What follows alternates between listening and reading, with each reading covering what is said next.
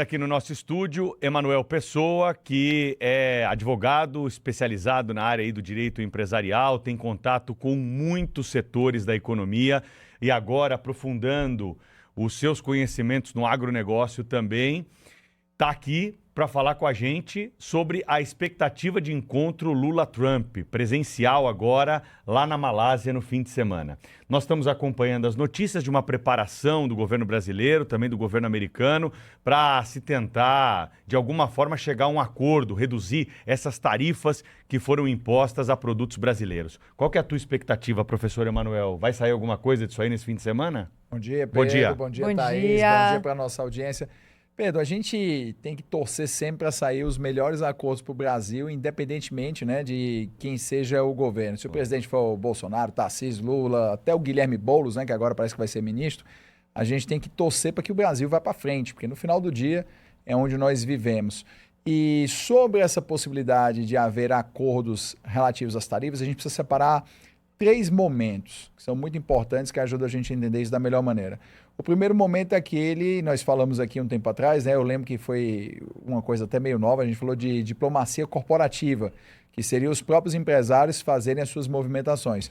E aí nós vimos que os empresários do setor pecuário brasileiro, do setor de proteína animal, né?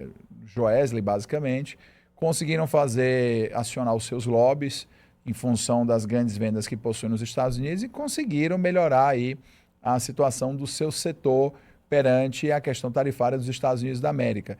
E se o Brasil conseguisse se organizar melhor em outros setores, talvez não conseguisse as mesmas concessões, porque afinal de contas ele tem uma situação peculiar, né? Ele é dono da Swift nos Estados Unidos, que é a maior produtora de proteína também nos Estados Unidos, mas os outros setores também poderiam conseguir uma melhor organização.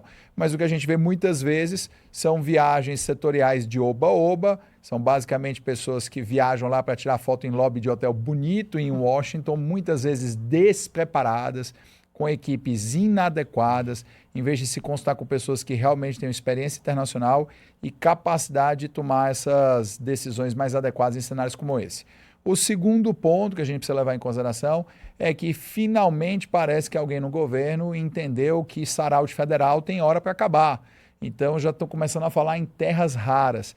E a importância de se falar em terras raras é a seguinte: as pessoas confundem uma parceria comercial de terras raras com os Estados Unidos com entreguismo. Não, é o contrário. Uma parceria de terras raras com os Estados Unidos só faz sentido e só funciona se o Brasil condicionar que o refino das terras raras aconteça aqui no Brasil e que parte das terras raras refinadas não possa ser exportada. E o motivo é muito simples. A China hoje controla 90% do refino e muitas indústrias não podem deixar a China, indústrias americanas que gostariam de deixar a China por conta da pressão de Donald Trump, não podem deixar a China porque dependem das terras raras. Se a China domina 90% do refino das terras raras e controla a exportação, isso faz com que indústrias de ponta que precisem das terras raras como componentes tenham que se instalar na China. Então, por exemplo, quem nos assiste pela televisão, pelo celular ou pelo laptop e utiliza ali a tela de LED, OLED, plasma, tem componente de terras raras no meio e, por isso, mais de 90% dessas telas são feitas na China, particularmente na região de Shenzhen. Então, isso decorre do controle da exportação de terras raras. Se o Brasil passa a produzir adequadamente terras raras, refina no Brasil e controla essa exportação, nós obrigamos várias indústrias a virem para o Brasil. Indústrias de tecnologia de ponta, chips, supercondutores, ímãs magnéticos, computadores. Isso nos ajudaria a recriar um parque industrial, mas dessa vez com tecnologia de ponta, salários elevados, competitividade, inserção internacional e exportações. Isso não tem absolutamente nada a ver com entreguismo, é o contrário, é o momento CSN 2.0. E o final é que a gente sabe que existe um problema que o governo brasileiro precisa equacionar, que se chama justiça. O governo americano já deixou muito claro que parte das sanções não tinham a ver com Bolsonaro, nem falam mais nele, mas que tinha a ver com decisões do Supremo Tribunal Federal, em particular decisões do ministro Alexandre de Moraes, que determinaram a aplicação de censura a empresas americanas em solo americano.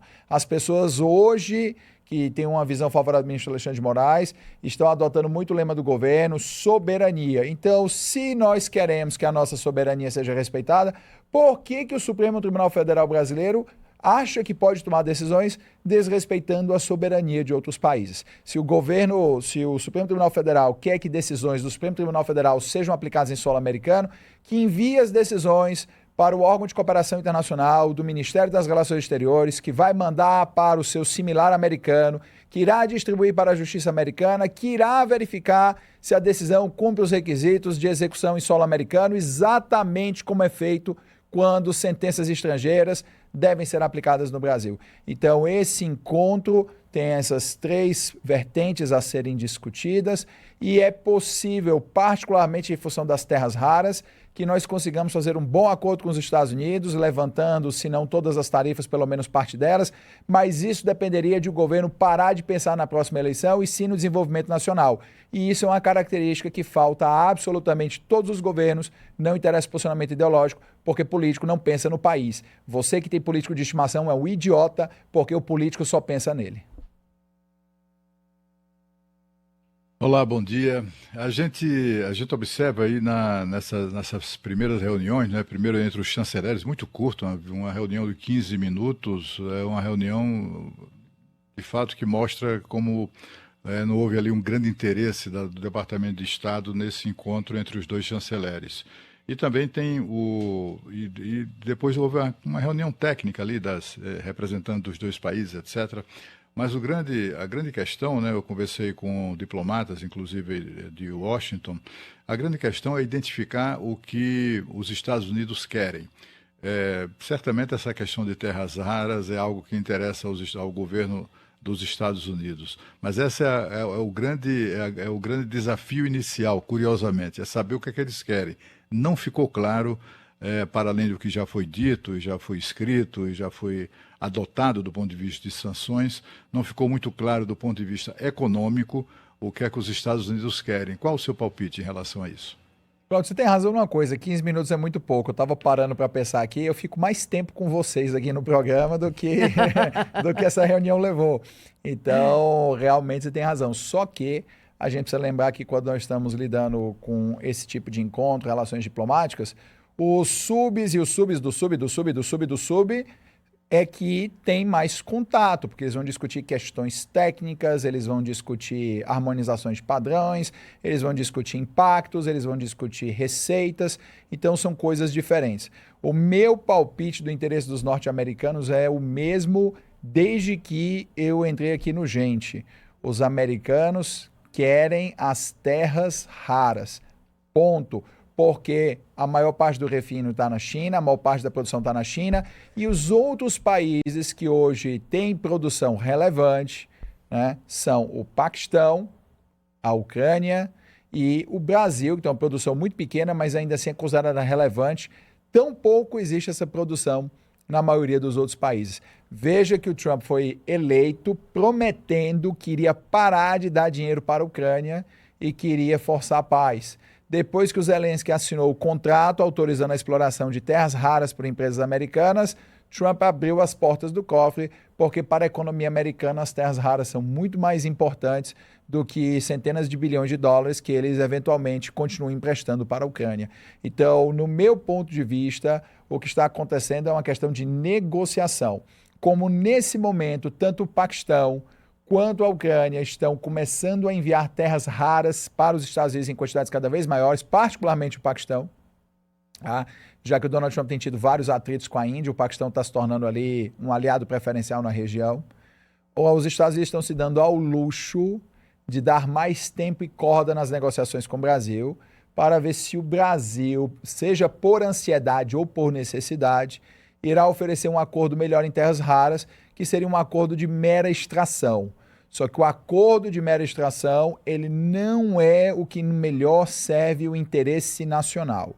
O que melhor serve o interesse nacional é aproveitar que a necessidade de terras raras dos americanos é crescente, que o Paquistão está numa região um pouco mais instável por conta da sua disputa geopolítica com a Índia, que a exploração na Ucrânia sempre sofre riscos com a questão militar da disputa com a Rússia e que o Brasil, por ser um país pacífico, essa exploração seria fortemente em Minas Gerais e em Roraima, o Brasil poderia produzir e refinar terras raras sem risco de segurança, sem risco geopolítico, sem risco contratual, aliás, desculpa, sem risco contratual não, porque a justiça brasileira torna até o passado incerto, mas com menos riscos contratuais do que muitos outros países e com uma linha de exportação mais fácil para os Estados Unidos. Então, me parece que os americanos, por conta do que estão conseguindo agora na Ucrânia e no Paquistão, estão dando mais tempo na negociação para ver se o Brasil, pela sua necessidade econômica de aumentar as suas exportações, irá oferecer um acordo menos benéfico para os nossos interesses e melhor para os americanos. Afinal, eles vão preferir